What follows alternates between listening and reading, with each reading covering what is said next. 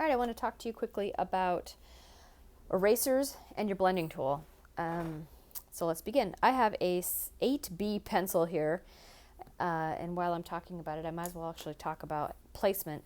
We tend to hold what's called the tripod grip, and if you aren't doing this, I know I'm not your mother, but it is important when you do any kind of handwriting, I will switch to my trusty number 2, that you have a tripod grip.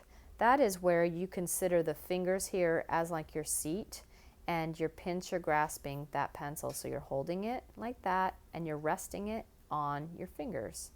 And that is, and you curl them a little bit, but that is the tripod grip. That's the standard way to hold your pencil. Now, we tend to develop a pretty bad habit of using our wrist when we write. And I don't know if you can see this, but your wrist kind of sits here, and then your hand can only go so far. It's pivoting on the table. If you were to try to study handwriting in a traditional manner, one of the best studies is called the Palmer method of business writing.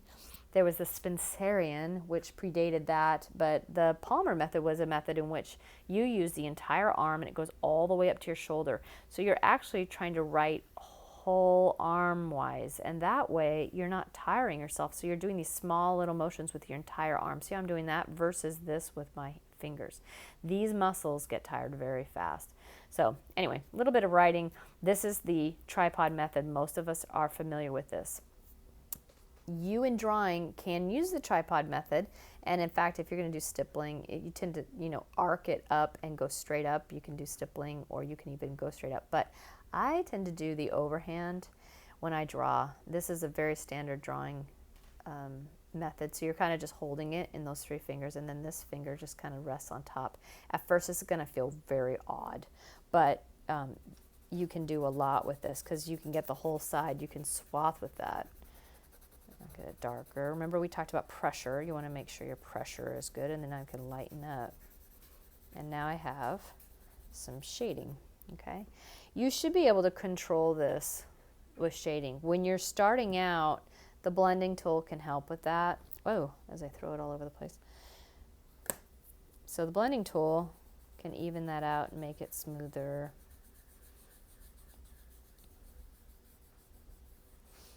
There are some, higher ups that are death on blending tools. So just be forewarned that if you're around people that are very, very well trained, they may never pick up a blending tool. But it's a nice tool to kind of to blend out when you're first beginning in drawing, and I have no problem with using it. One thing especially I want to just really let you know is this is great for when you're feeling shy. You are nervous about drawing, and you just, you're a little bit afraid to put that line down because it's going to, you're going to have to erase it, and you don't feel comfortable with it. Instead, you can put it down with your blending tool. You just pick up a little more graphite. Don't press harder, just pick up a little more graphite.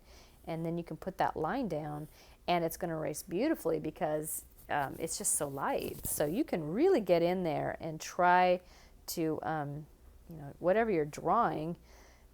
I've got a weird little chicken bird here.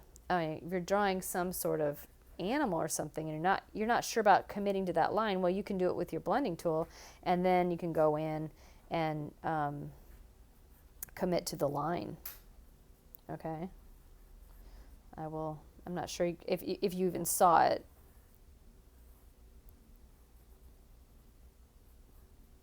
Okay, so I threw, why I drew a chicken, I don't know. But anyway, you can throw that down with this tool first, and then throw that harder line over it, and that it's kind of nice. So that's one way, or a couple ways to use your blending tool. Talk about erasers. There's 3 drawing erasers that I prefer. I'm not a big pink pearl fan.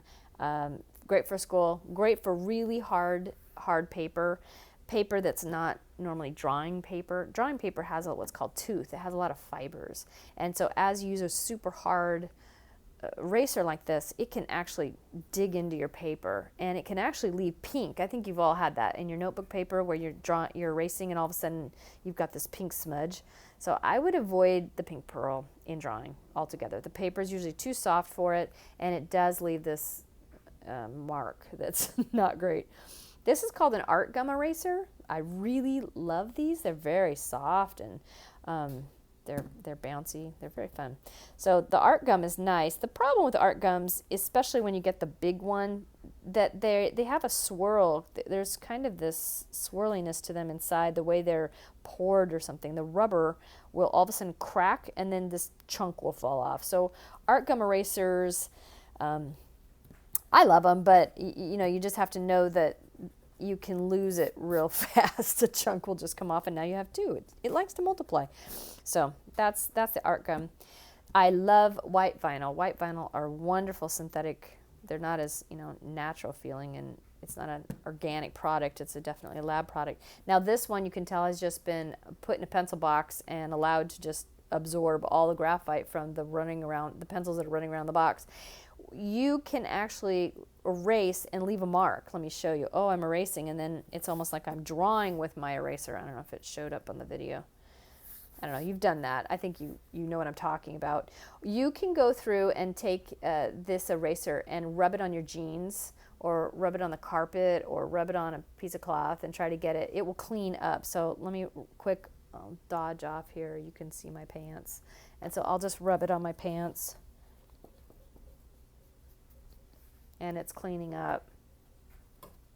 Okay, so keep your erasers clean. Again, carpeting is, shh, don't tell your mom. Carpeting is a really great, it cleans it beautifully, but then you'll have that really nice erase. This is called the kneaded eraser, and it's like a putty. You can actually make little figures with it when you're bored. But the nice thing about this is not for volume and mass. Like, you know, this is for the mileage. You want to get rid of the chicken, you can go in there with your white vinyl. It's nice and soft and get rid of everything. This is for that kind of work. This is not. This particular eraser is great for lifting little pieces. So you can go ahead and lift out. Do you see that mark? I can go ahead and highlight. So if I were I'm turning this into something, I don't know, something that has